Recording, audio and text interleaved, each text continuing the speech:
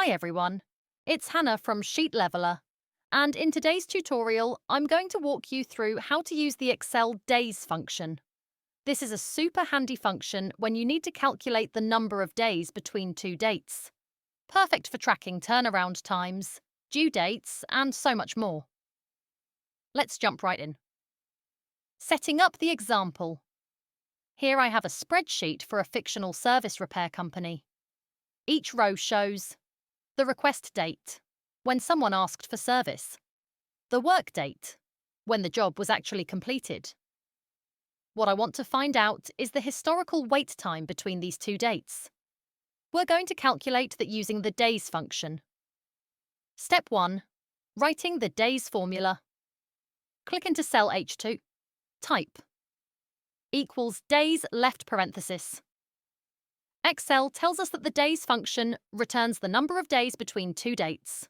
Now the function wants the end date first, the start date second. So I'll click on the work date in G2, and Excel adds it to the formula.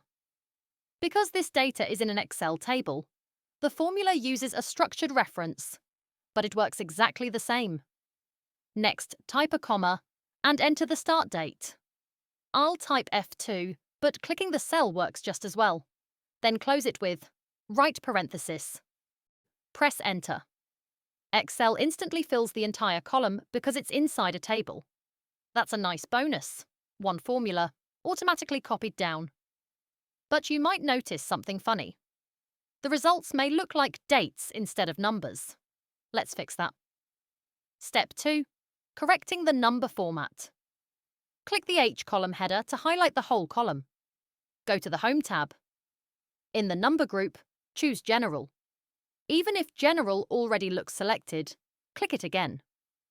Now the results make sense.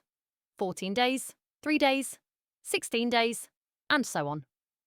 If you weren't using a table, only cell H2 would populate, and you would manually drag the fill handle down or double-click it to copy the formula. Step 3. What happens if the dates are reversed? Let's look at an important detail. Click back on H2, go to the formula bar, and delete the dates inside the parentheses. Now let's intentionally reverse them. Type days F2, G2. Press Enter. Excel gives you negative numbers because it now thinks the start date comes after the end date. Negative wait times don't make sense, so the order matters. Switch it back to, and the results correct themselves. Step 4. Adjusting the results. Optional. Sometimes you may want the number of days +1 or -1. Maybe your process counts inclusively or exclusively. You can modify the formula easily. For example, to add 1 day, edit the formula to days G2, F2, 1. Press Enter. Excel may try to reformat the column as dates again.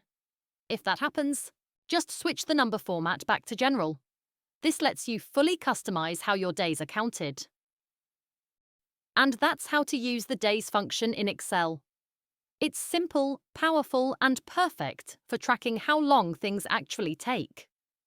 If you found this helpful, please like, follow, and subscribe. And when you subscribe, be sure to click the bell so you're notified whenever I post a new video. Thanks for watching.